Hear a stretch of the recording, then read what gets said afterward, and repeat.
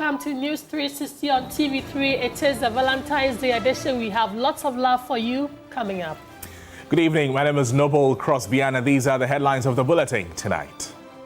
News 360 headlines is brought to you by Flamingo Paint, Pepsodent Charcoal and Pepsodent Herbal, EcoBank, Nero Prime Water. Gender Ministry announces plans to track down Russian suspect and delete viral explicit videos of Ghanaian girls.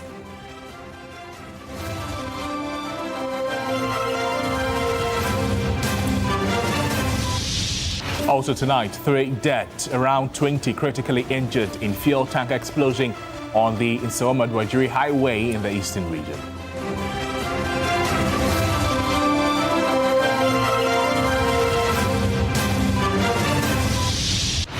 In our Valentine's Day special package, we ask, do handwritten love letters still have a place in a digital age?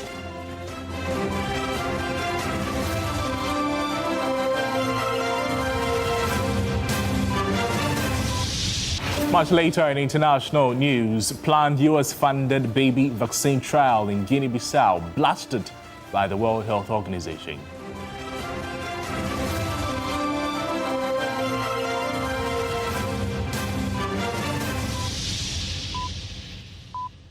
Thank you so much for joining us. We're also live on all our social media platforms at TV3 Ghana. You can join us there as well. And let's get interactive. Let's start the bulletin from here. Right, beginning on a rather tragic note, as 3 people have been confirmed dead following a fuel tanker explosion at Ntwaso on the Accra-Nsawam Highway in the eastern region. The incident occurred on Saturday, February 14, after a fuel tanker overturned. Authorities say the explosion was allegedly triggered by individuals attempting to siphon fuel from the tanker. Joseph Armstrong Gold Alogbe reports. So at what time did you see this? The time is 3:30 before the thing happened. 3:30 a.m. a.m. What did you see? I just going to work. I am taxi driver. Okay. So I'm going to work, and my brother called me that some incidents happened for here, so I should come and see. The time I come, now it is accident. By the car is petrol tanker. So the time I come and meet the car, I just call one of my brothers, say into it should come, then we see how we will do that thing. So he came where we see say the petrol is leaking, but people too are fetching the petrol. How many people did you see siphoning the fuel? That time it will be like 5 people or 6 people. All men? All men. He stated that despite the tanker driver's effort to stop them from siphoning the fuel and to move away from the scene, they refused. The situation escalated when the tanker sadly caught fire, triggering a massive explosion that burned 3 motorbike operators beyond recognition. We are here until like 4:30. Before we will see that there is car coming, plenty cars are coming, but there is traffic on the way. So I just tell the driver should go to the top. Which driver did you talk to? I talked to the tanker driver, should go to the top and go and direct the traffic to the so that the cars all will pass. You use the other lane. Other lane. My driver didn't listen to me. Into he's on his phone, calling the police. Still, he's calling the police, but police was not picking the call. So the moment I will see some Nissan pickup is coming. So the time the Nissan pickup reached here, we are stopping him. He didn't stop. So he just stepped brake, and the fire came out. Boom. So it's only that one we just see the explosive go on, and then the cars too are many. So the time it will like the time police will come, like the time the police will come, it reached like 5:30 before they came here. And you mean that this thing started around what time? 3:30. Trap vehicles trapped in traffic, along with 5 motorcycles believed to belong to the victims, were completely destroyed in the blaze. Among the burnt vehicles was a VIP bus loaded to full capacity. Fortunately, all passengers escaped unhurt. Other passengers and bystanders fled as flames engulfed the area. After personnel from the Ghana National Fire Service brought the fire under control, some residents climbed onto the burnt VIP bus to dismantle parts for scrap in the presence of security personnel. Personnel from the Ghana National Fire Service Ghana Police Service and the National Ambulance Service later transported the victims to hospital. This warning to the public that anytime a tanker falls or have an accident and it falls, nobody should go there because it can explode. The container is flammable. It can explode. So we have warned them. So we've gone to community from community to community. We've done community engagement along the route from Insaum to Degechi. We have met the community along the road from Insaum to Degechi. We've actually taken them through education, sensitization, the effect of this accident, what can happen to them. And they don't listen. So 3 of them are dead now at the mortuary. 2 male and 1 female. About 20 people with life-threatening injuries were initially taken to Insaum Hospital before being transferred to Koforidua Hospital for further treatment. Joseph Armstrong, Good at TV3. In Tuaso, Insaum. Dr. Naya Akwada is Executive Director and Chief of Party of the Bureau of Public Safety. Doc, thank you for joining us tonight. Thank you for having me, and good evening to your viewers. Right, Doc, this is the first time we're having such an incident where residents or community people rush to these tankers to siphon fuel.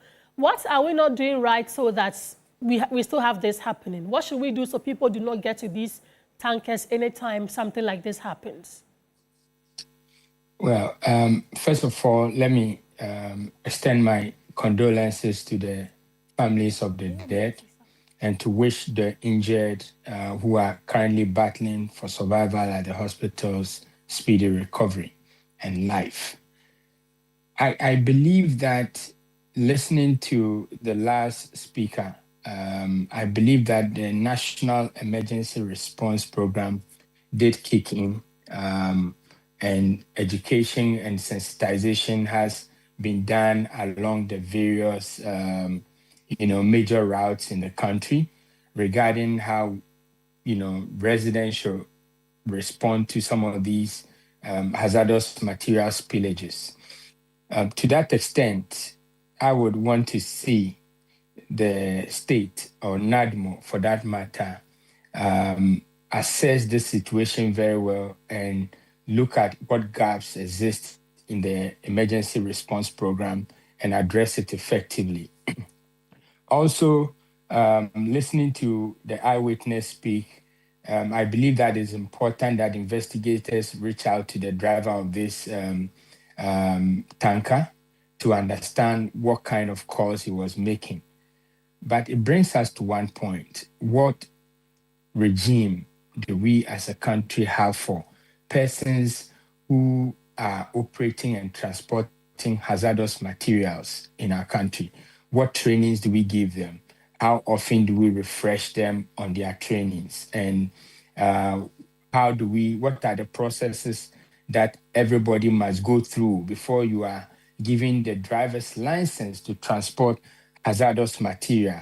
Is it the same training that, for instance, a water tanker driver goes through? Or those who transport hazardous materials such as fuel, highly inflammable substances, have a different dispensation that applies? This should provide us the opportunity to begin to look at the gaps within, how they respond to emergencies. And then, if possible, we must have dedicated lines. Like in most advanced jurisdictions, they have dedicated lines for transporters of hazardous material. They have strict protocols that they need to follow when incidents like this happen. That is something that from listening to the eyewitness account, for me, may be lacking. If you ask whether we are doing enough, I think that day in, day out as a developing country, I understand that we'll be 70 years very soon, but we've been in a democracy for a little less than 40 years, right? So this should provide us opportunity to tighten the noose and see which areas we can improve upon. Is education enough? If education were enough, why did the people still troop out after they realized that a tanker had fallen? Let's identify the gaps and deal with those gaps so that these things become a thing of the past.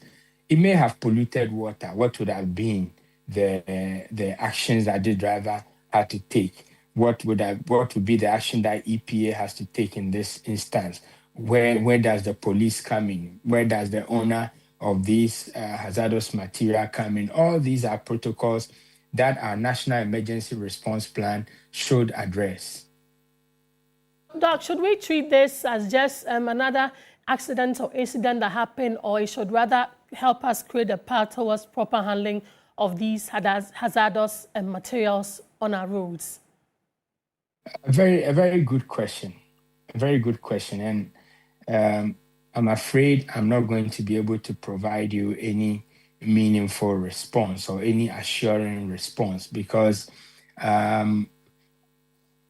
from where I sit with the Bureau of Public Safety, we see so many lives lost on our roads on a daily basis. In the last 10 years, the numbers have just been going up. And I understand last year we almost hit 3,000 mark, right, for casualties on our roads. So if the status quo remains the same, then it's likely that nothing significant is going to come out of this. We saw Apiate.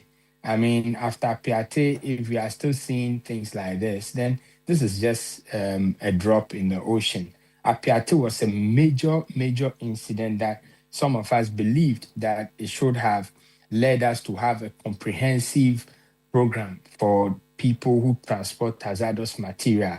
After Apiate, we should not be seeing things like this happen, right? But it has happened. So sad to say that I am not too sure. I can't confidently beat my chest and tell you that we are going to see anything different. But if the authorities, the EPAs, national, the Interior Ministry, the National Security are ready to take this to another level where we can avoid some of these gory scenes on our roads, we as a Bureau of Public Safety, we have the expertise and we are ready to come in and support. Doc, so if you listen to the story, our reporter, then he even mentions that after the fire, we still saw residents going to the bus that was burned to take parts of it to use as scraps. It looks like they were not even terrified enough. What more can we do with public education so that people can stay away from these areas? Well, it's two ways, right? It's a carrot and stick issue, right? While we train the people and sensitize communities, for now, if there are video evidence of people, what's the term? People looking for scraps, at a site like this, which is a potential crime scene until declared otherwise, those people must be arrested and prosecuted. Because, like I said, when a tanker goes down, there are insurance implications. There are national security implications. There are so many implications. So whenever some of these things happen, we must make people understand that they are potential crime scenes and you don't want to plant yourself on a crime scene. So we must begin by, or continue this education that we are doing by also identifying these individuals, prosecuting them, and making sure that we let the whole world know that these individuals who went to siphon fuel have been arrested and they've been prosecuted. Some are serving jail terms, some are serving community labor terms. So all kinds of sentences must be imposed on these persons. Right. And it must be public for people to know, so that once people come to that realization that when a car crashes, when a tanker drops and fuel is spilled, it's a potential crime scene. So do not plant yourself in this place. I believe that will go down well, because I wouldn't want to put myself in a crime scene. Okay. And I believe a lot more people would not want to do that, especially when this crime scene has the potential to suddenly snuff my life out of me. Right. I think it's very important that we identify those people and bring them to book. Okay, Doc. Thank you for talking to us. Dr. Nana Yawakwada is Executive Director of the Bureau of Public Safety. Well, let's stay on issues of security. Certainly, Grace. Let's still stay on issues on security, this time to some positive news, because The Ghana Police Service has made progress in the hunt for the killers of a police officer at Zebila in the Upper East region. Following a high-stakes intelligence operation, a special team acting on the orders of the IGP has apprehended one suspect in connection with the February 8 robbery and murder. The suspect, 42-year-old Simon Apusiga, also known as Ananga, was tracked down and arrested on February 10. Despite the crime occurring in the Upper East, intelligence led officers to a hideout hundreds of miles away in the Takwahuni Valley area of the western region, where the suspect had reportedly fled to seek refuge.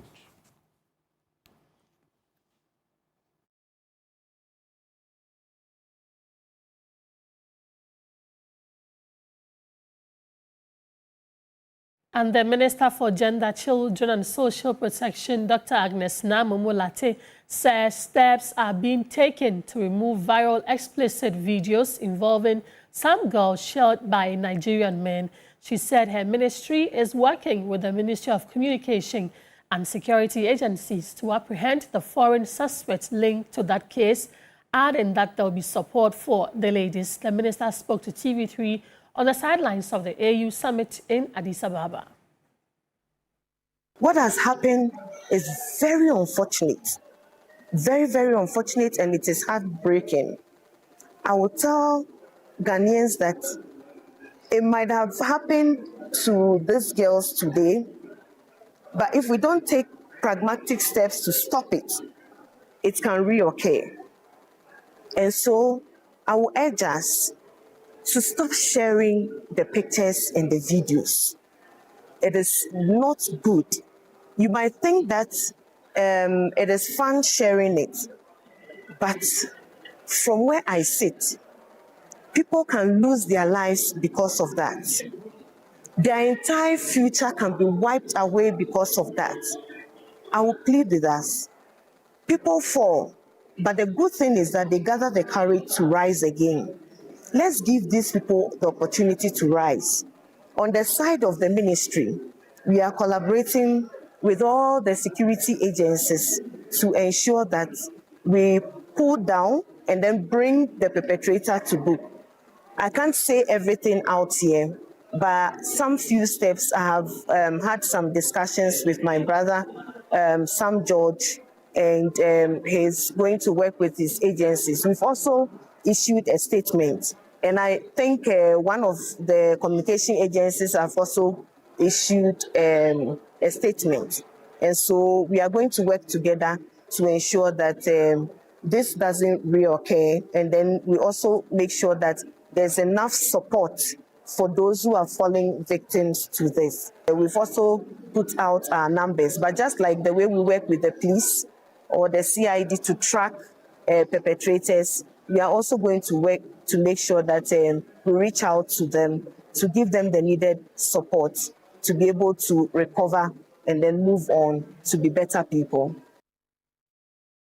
Still in Addis Ababa, Ethiopia, Ghanaians and holders of Ghanaian passports can now travel to about 50 countries without visas, and the number is expected to increase in the coming days as Ghana signs more visa waiver agreements with African countries and countries from other continents. This was disclosed by the Foreign Affairs Minister Samuel Okudzeto-Ablakwa on the sidelines of the ongoing AU summit in Addis Ababa, Ethiopia.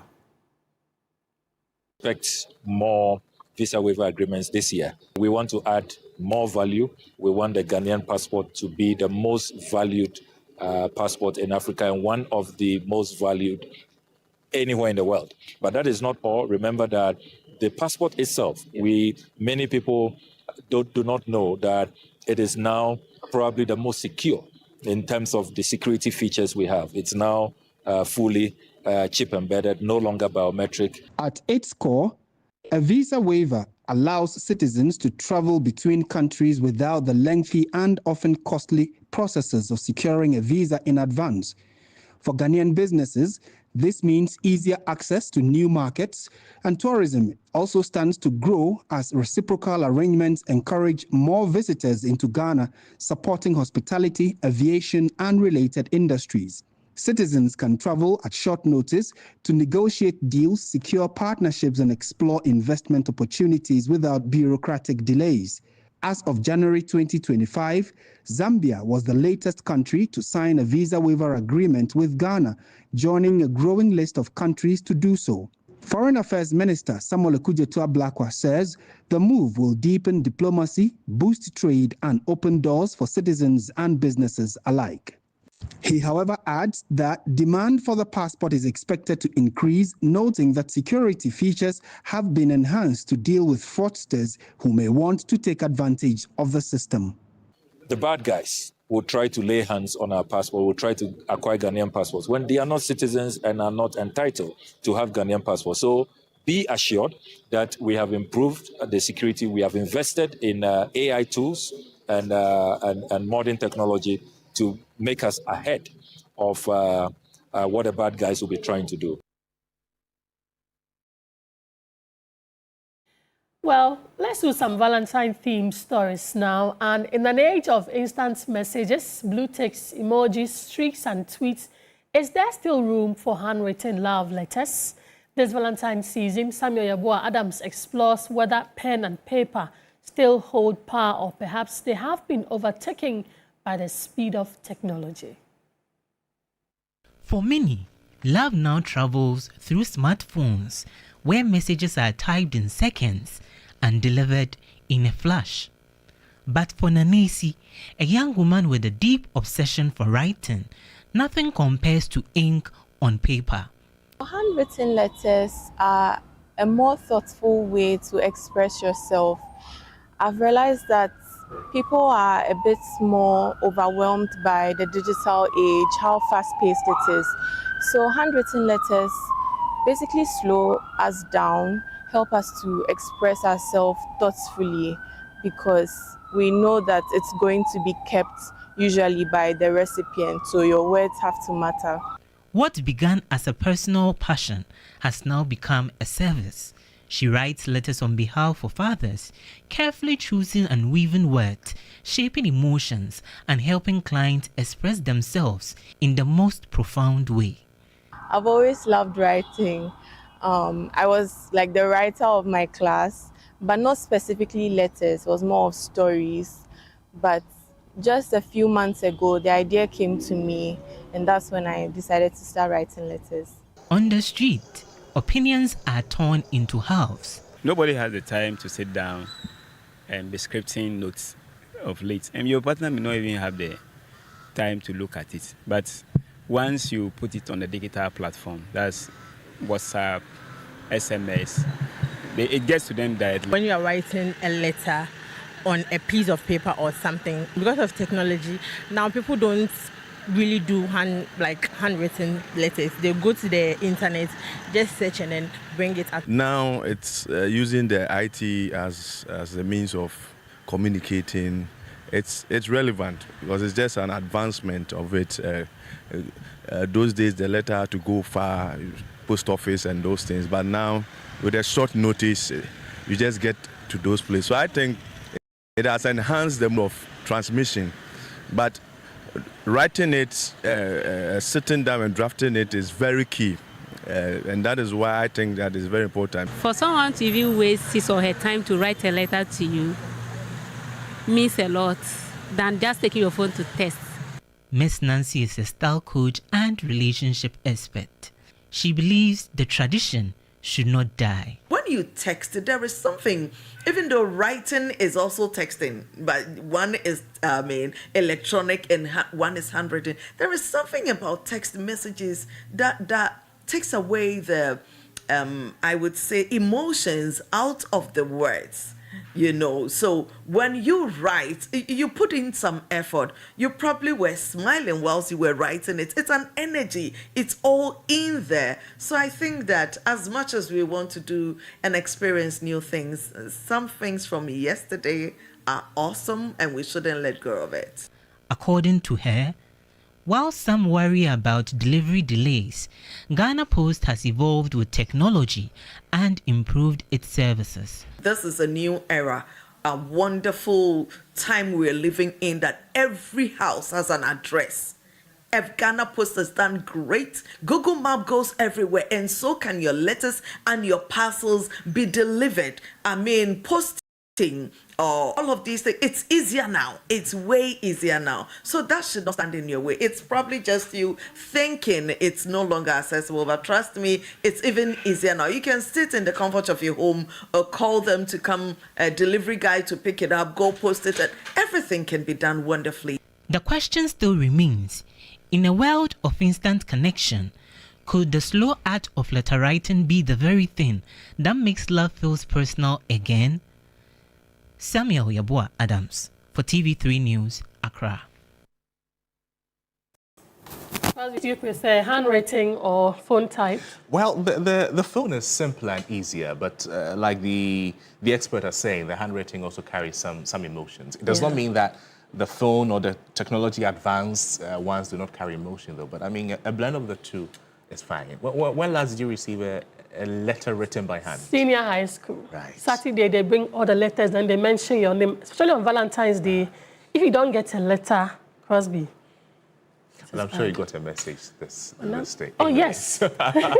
Meanwhile, in Parliament yesterday, Tourism Minister Jifa Ablagoma, she celebrated National Chocolate Day by presenting beautifully packaged golden tree chocolates to the Speaker and his deputies, the clerk's office and members of Parliament in a vibrant show of national pride.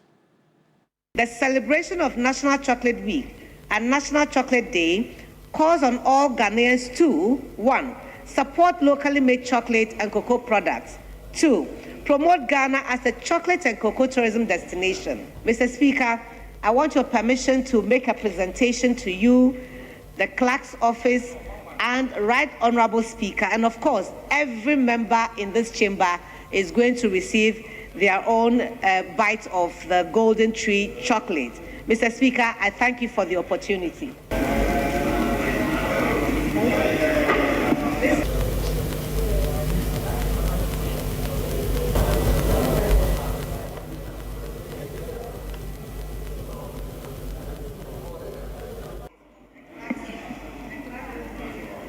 Let me use the opportunity, myself, the clerk, and members that will soon be receiving the chocolate, to thank the Honorable Minister for Tourism, Culture, and Creative Arts, Honorable Mama Abla Jifa Gomashi. Mama Jiramado Banto, we thank you sincerely for your kind gesture. Yes, Honourable Member, you have the floor. I must commend the makers of the statements, our Honourable Minister.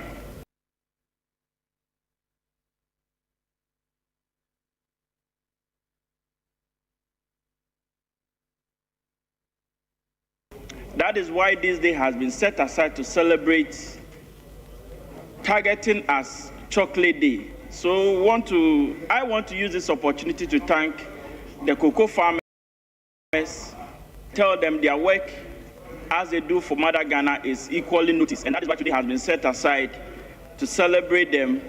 And in as much as we have this chocolate, we also want to say thank you for the good work they do for us and grow Ghana.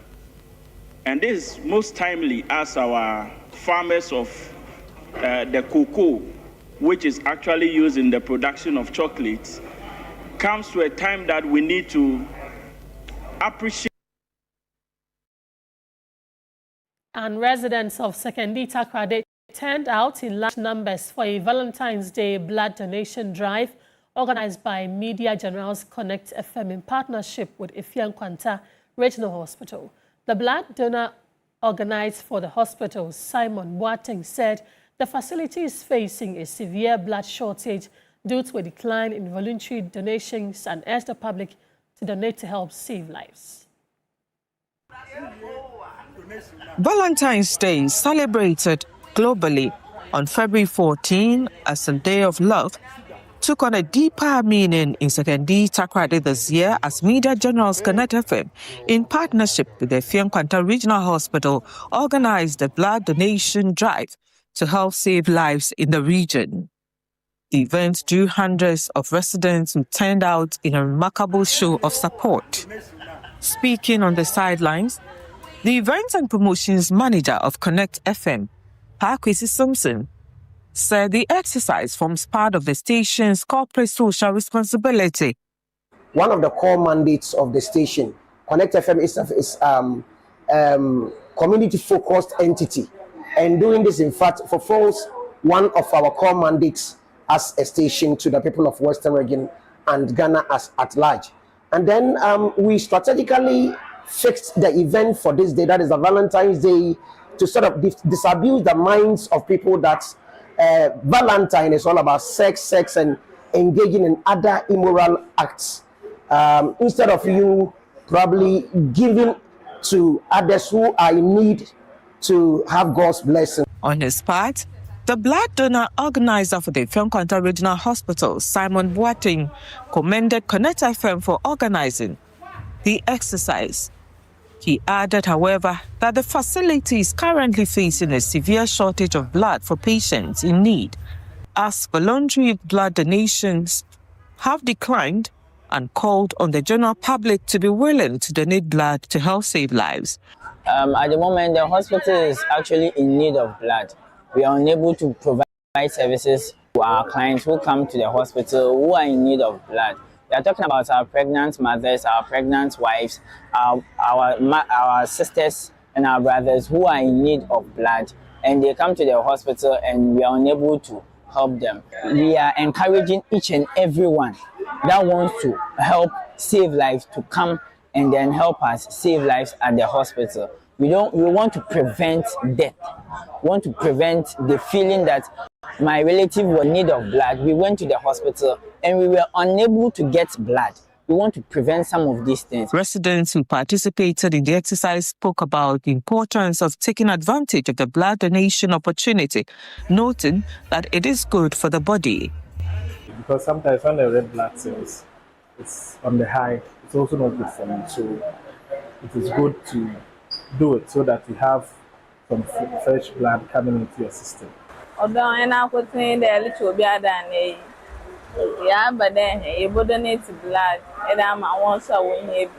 The blood donation exercise was sponsored by Provident Insurance, Balm of Gilead, and Ahantaman Rural Bank, with support from Ghana Tourism Authority, Cocoa Processing Company, Cocoa Board, and God is Love Chop Bar.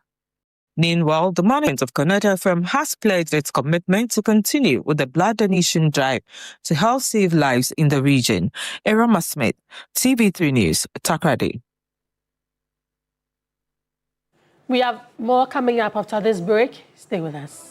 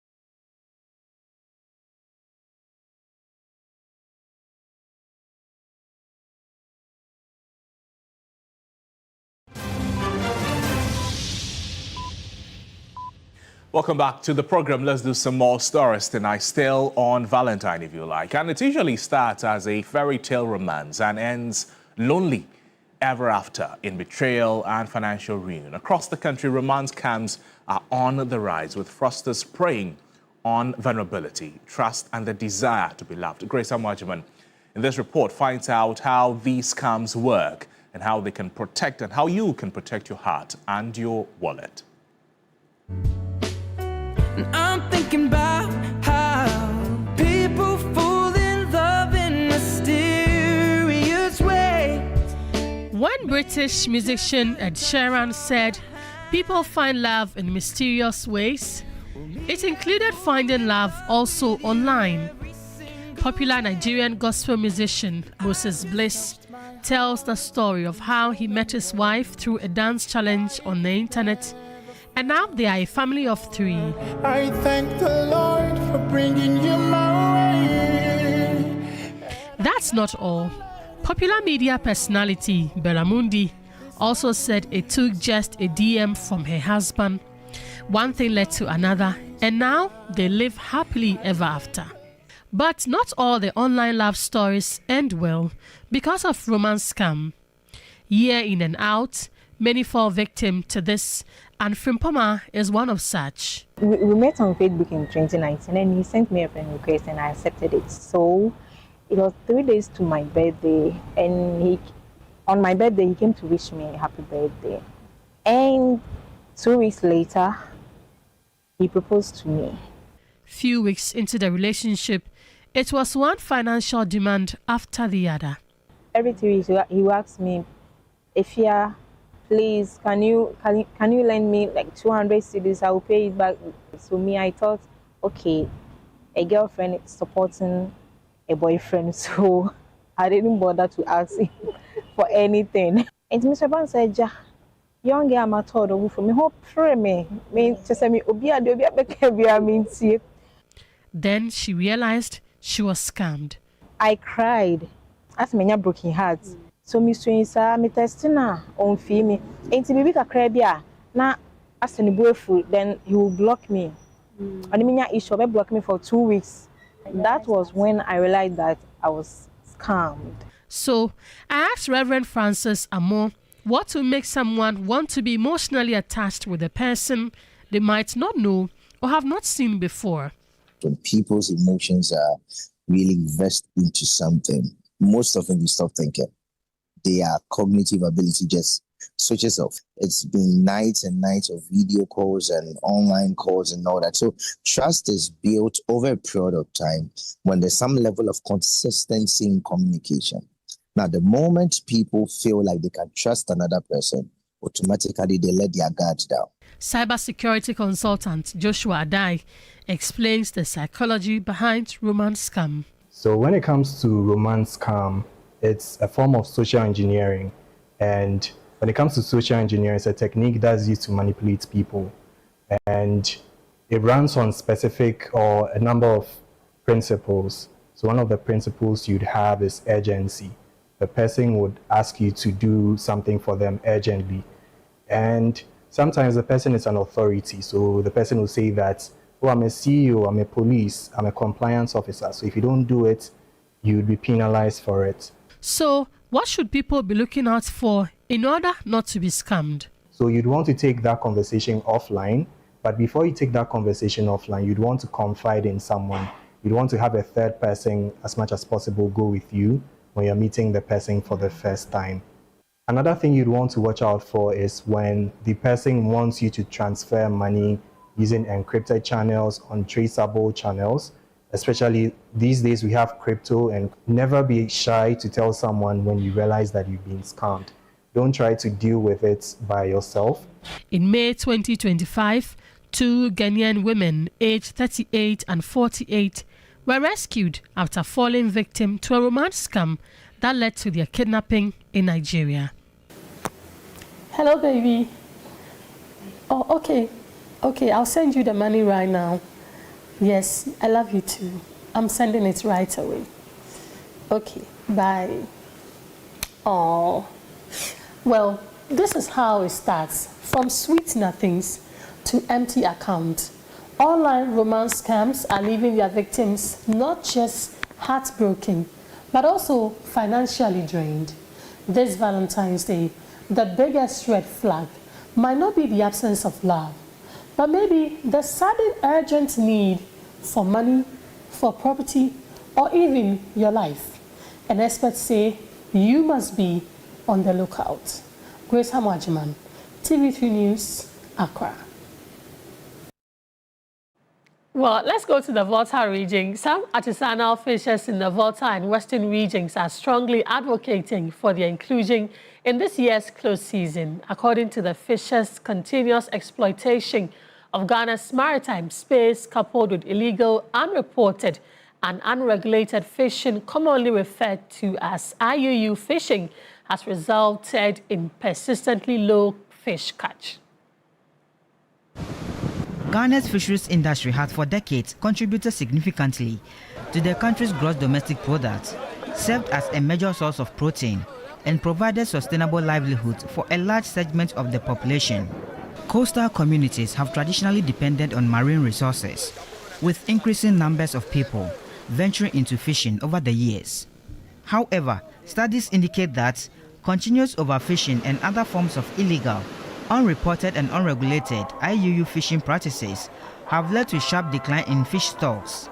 The introduction of close season as a fisheries management measure designed to allow fish stocks time to spawn and regenerate has largely been supported by scientific evidence.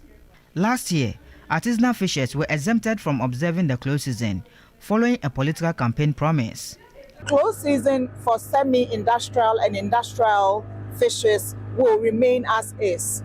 But for this year, 2025, we are not going to have a closed season for artisanal fishers. And I mean the fishers with canoes supported by outboard motors. But some artisanal fishers who say they now return from fishing expeditions with little or no catch are calling for the closed season to apply to all categories of fishers. Chief fisherman at the Jelukope landing beach, Seth Kede, is urging policy reforms to include artisanal fishers in the closed season arrangements. Frankly speaking, the stock has depleted. He who fishes knows it. We are the typical fisherman at the seashore. We know what is going on. Frankly speaking, the closed season, if you can make it be successful for us, at least it must go beyond 1 month. Yes. Artisanal fishers? Yes. His call was echoed by other fishers at other landing beaches in the Western region. For the close season, I think it's fine because of when you close the ocean, also it can help the fishing to lay the eggs or growing well for us, and we also can maybe go back to catching. So for that one, everybody will accept that we can maybe take some small week or month to close the ocean. Deputy Director at Hempuano, a fisheries-focused non-governmental organization, has called for broader stakeholder engagement to review and reset their closed season policy. I think we need some kind of a national discourse, on the closed season and the benefit and importance of the closed season. There's been serious argument, from industry, from scientists, from fishers. And we, I think, need a certain national consensus that requires series of consultations and stakeholder engagement for us to agree collectively, on the path that we need to go. A fishery scientist at the University of Cape Coast, Evans Kwesiaisi, says the demands by the fishers are a step in the right direction and are critical to restoring depleted fish stocks. It was a bit disappointing when we got to know that the artisanal fishers were exempted from that. Nevertheless, there's still hope. If some fishers are calling that they want to be part of it, I believe that if government listens to them and then does the needful, but making sure that they also observe, it's going to go a long way to help the fish stocks to recover. For many fishing families, however, there are calls for an enhanced alternative livelihood support scheme to cushion the economic impact of the closed season. Stanley Nibler, TV3 News, Volta Region. Now, real estate company Val's Estate has launched a new housing project in Accra called Puna Airport West. The high-rise apartment complex is located at Airport West, just off the Liberation Road, and offers studio, one-bedroom and two-bedroom apartments. According to management, the development comes with modern amenities designed for professionals, families and investors looking for comfort, security and long-term value. Val Real Estate has become one of the leading real estate developers with over 2 decades of international experience in luxury property development. Built with the African spirit at heart, the company brings expertise from Turkey and Middle East into the African market. With the introduction of the new Puna Airport West project, management says their commitment to elevating the standard has been renewed. It's all about how to change the city and making Accra better. We already hand over 2 out of our projects, which is Harmonia Villas. Then we recently, by August 2025, we hand over our high-rise, which is the 3rd tallest tower in Accra, Harmonia Residence. Speaking at the launch, the Deputy Minister of Works, Housing and Water Resources, Gisela Tete-Abuti, highlighted the benefit of such project to the Ghanaian housing industry. We always want the standards of housing to be improved, and also things like this give us an idea of, oh, we can do it better. And so we embrace it. We want the Accra skyline to be improved, to be even more beautiful than it is. The sales manager for Val Real Estate explained that their packages are affordable. It's $3,000 to book a unit, and our equivalent in Ghana cedis, and starting price for our studio is 98,000 equivalent in Ghana cedis. So you select your unit and pay the amount, and then you pay your deposit, and we give you a payment plan. So if you pay 45% instead of the normal 25%, you're getting free furniture with your unit. That promo is now running till next week Friday. Puna Airport West is said to become the new reference point for refined living in Ghana after its completion in July 2029. News360 returns with some sports news after this. Don't go away.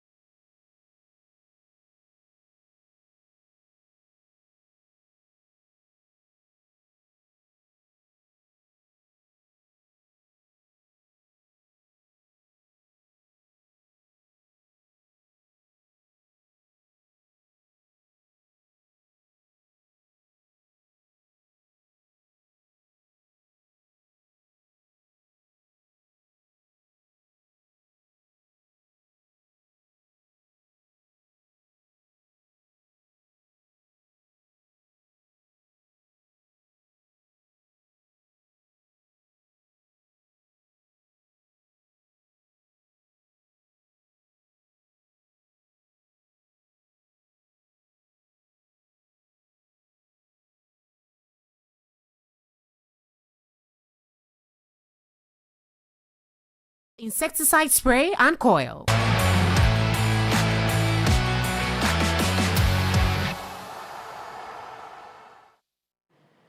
Welcome back. Let's do sports. Now, Asante Kotoko will face Hearts of Oak on Sunday at the Babayara Stadium as both sides eye a win to climb up the standings and boost their chances of winning the Ghana Premier League title.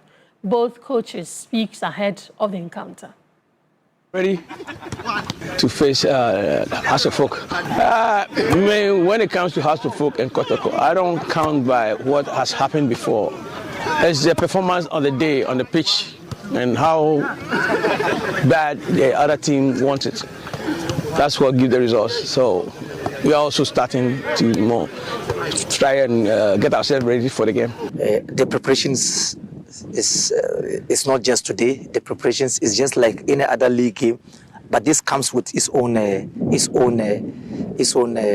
commitment, energy, effort, everything. The Super Clash is always their game.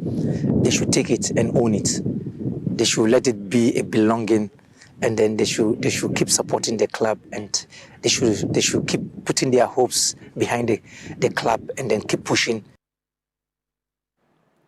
Meanwhile, Ghana's Black Princesses have booked their place in the next round of the FIFA Under-20 Women's World Cup qualifiers, sustaining their dream of returning to the global tournament. Akosia J has more.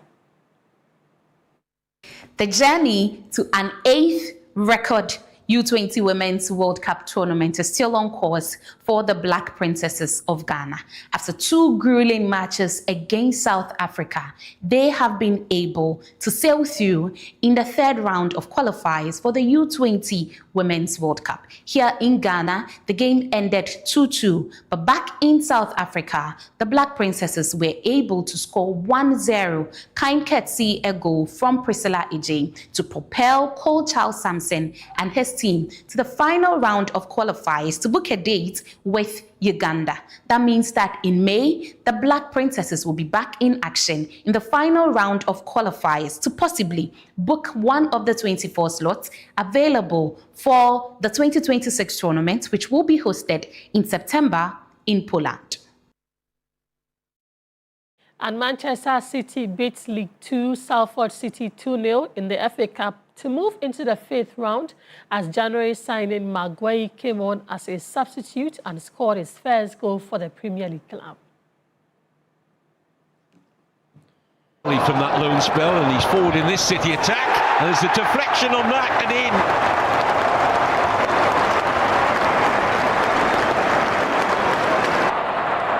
And it was Nico O'Reilly who got the initial touch, I think, and Salford escape.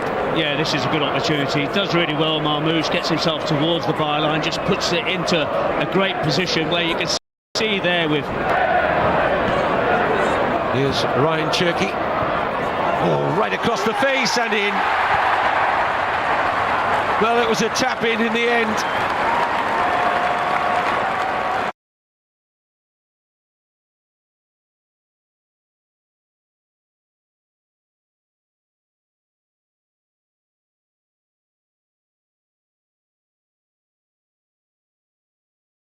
We have for sports. Crosby, you have some more stories? Exactly, Grace. Let me talk to you about this. The Ave Crocodile Resort in Ave Dakwa, Akachi North District of the Volta region, was once a popular tourist destination, attracting visitors from across Ghana. The facility was closed in 2021 following an attack on a visitor.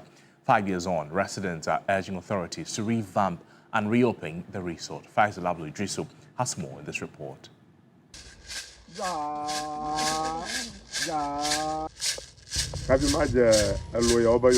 Before I took the job to be calling them out for visitors, I consulted the gods. I was directed to use rattle to call them out. I performed the necessary rites and then proceeded. I believe these crocodiles are gods. The Ave Crocodile Resort traces its history to the early settlement years of the people of Ave Dakwa, when the monstrous but friendly reptiles were spotted in smaller streams in the area. These crocodiles were here before our forefathers migrated to settle at Ave Dakwa. This is a stream which has multiple names. Some people name it as Hohong, some people name it as Atachema, some people named it as Topugame, some people name it as Domasa Klunu. You see, our forefathers believe in river gods. So there is one particular river god that they were traveling with. That is Atache. You know, these animals, they need more water. That place, the water is very shallow. But this place, since it has become a dam, largely some of them migrated to... Following the construction of the Ave Dakwa Dam in 1963, the animals moved in and populated the dam. Oftentimes, we see them on the banks of the dam, but they don't hurt us. We enter and fetch water and leave. But when visitors come and see them, they get scared. They don't really hurt. These crocodiles were here before I was born, but they never hurt anyone. Several years after, the Akachinov District Assembly upgraded the place into a tourist center, opening it to the public. We have seen this thing as a potential, so we started investing into it, and it started giving us a lot of revenue. Before, there was a minor injury through somebody who bypassed the one who is in charge of the place, and the person sustained little injury. Following the attack in 2021, the place was temporarily shut down. But 5 years after, residents want it reopened. It has a very huge potential for the assembly. Our records shows that before it was closed down by Ghana Tourism Authority, it was generating about 5,000 Ghana cedis a month. Just last week, the regional minister and Ghana Tourism Authority, they were here for an inspection. For them, we can start using it, but with limited approach to the crocodiles. There are more than 100 crocodiles here in the Ave Crocodile Dam, and that is according to authorities here. Town folks believe revamping this place will serve as a major source of internal revenue to the Akachinov district. Faisal Abdrisu, TV3 News, Ave Crocodile. And that's our package for you tonight, but there's always more news on our website, 3news.com. Please log on for more. My name is Noble Crosby Annan. And I'm Grace Hamwajman. We have Just Us Tonight coming up. Thank you all for watching. Happy Valentine's Day to all of you.